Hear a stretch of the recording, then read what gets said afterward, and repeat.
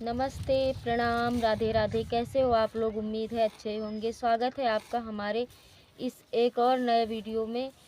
Thumbnail देख करके आप लोगों को पता चल ही गया होगा कि आज की कहानी दो भाइयों का बंटवारा और चालाक बीबी की कहानी है। तो आइए सुनते हैं। लेकिन उससे पहले अगर आपने अभी तक हमारे चैनल को सब्सक्राइब नहीं किया है तो प्लीज़ आप हमारे चैनल को सब्सक्राइब कर लीजिए और बेल आइकन को भी प्रेस कर लीजिए ताकि हमारे वीडियो की नोटिफिकेशन आप तक पहुंचती रहे। दो भाई थे और दोनों की शादियां हो चुकी थी। घर में रोज़ लड़ाई झगड़ा होते थे, कलह मचती थी।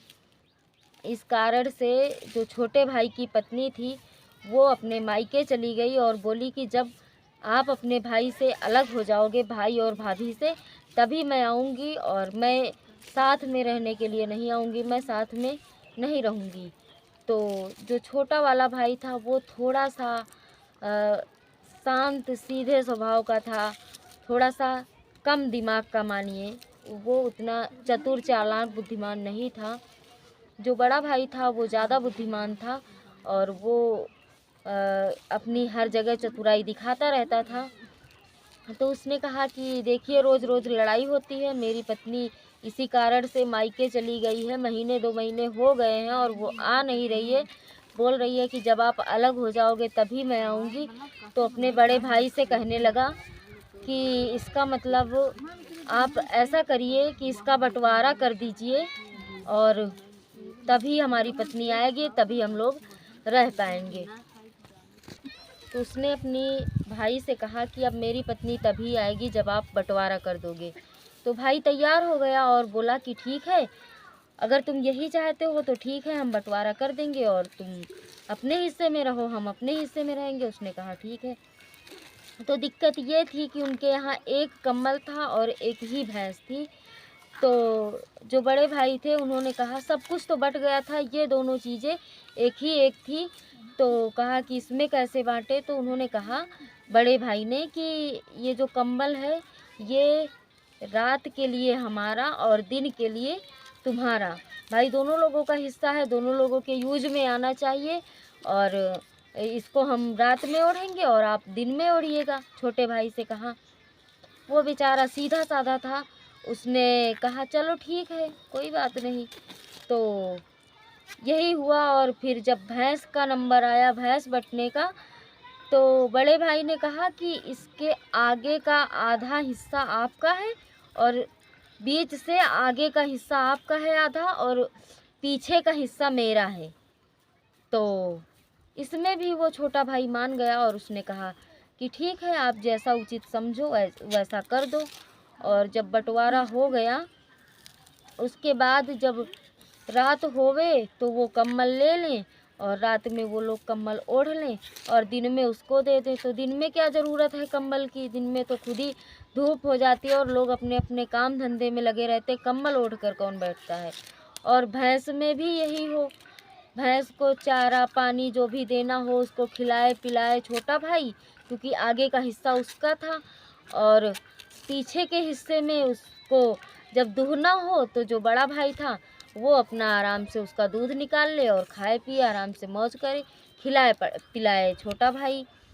इसी तरह चल रहा था और फिर उसने सोचा कि अब मेरी पत्नी बोल रही थी जब तुम अलग हो जाओगे तब मैं आ जाऊंगी, तो मैं अपनी पत्नी को सूचना भेज दूं कि मैं अलग हो गया हूं तो वो आ जाएगी। तो उसने यही किया और अपनी पत्नी को सूचना भिजवा दी कि अब मैं अलग हो गया हूँ, अब आप आ जाइए और यहाँ रहिए आके आराम से।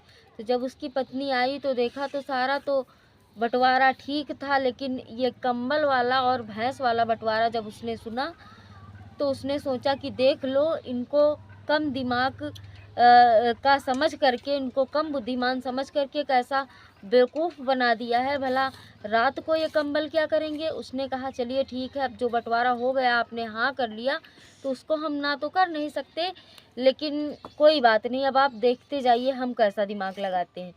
तो रात में उन्होंने ओढ़ा, ओढ़ने के बाद जब सुबह छोटे भाई की बारी आई और उसको कंबल सुबह दे दिया गया तो उसकी पत्नी ने क्या किया, एक बड़े से टब में उस कंबल को पानी में भिगो दिया और पूरा दिन वो भीगता रहा उसी पानी में।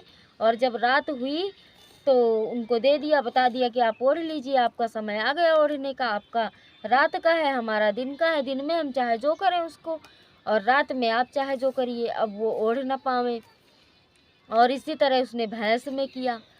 भैंस में क्या किया, उसको चारा पानी सब कुछ खिलाया पिलाया, और उसके बाद जब वो भैंस दूहने बैठे, बड़े वाले भाई उनके, तो उसने अपने पति को समझा दिया था कि जब वो भैंस दूहने बैठे तो आप ले करके एक डंडा लेना बड़ा सा, और डंडा ले करके और भैंस के मुंह में आप मारने लगना, फटी फट फटी फट।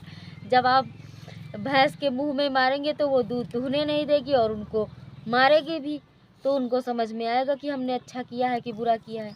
और ऐसा ही किया उन्होंने, चारा पानी खिला करके तैयार कर दिया। जब वो दूहने गए तो वो उठा करके डंडा मारने लगे उनके भैंस के मुंह में, और जब मार पड़ रही तो भैंस रुकेगी कहाँ, वो तो लात वात से उनको भी मारा, जो दूह रहे थे उनका भी हाथ पैर मुंह में सब लग गया, हर जगह गिर गए, वो दूध भी नहीं निकाल पाए।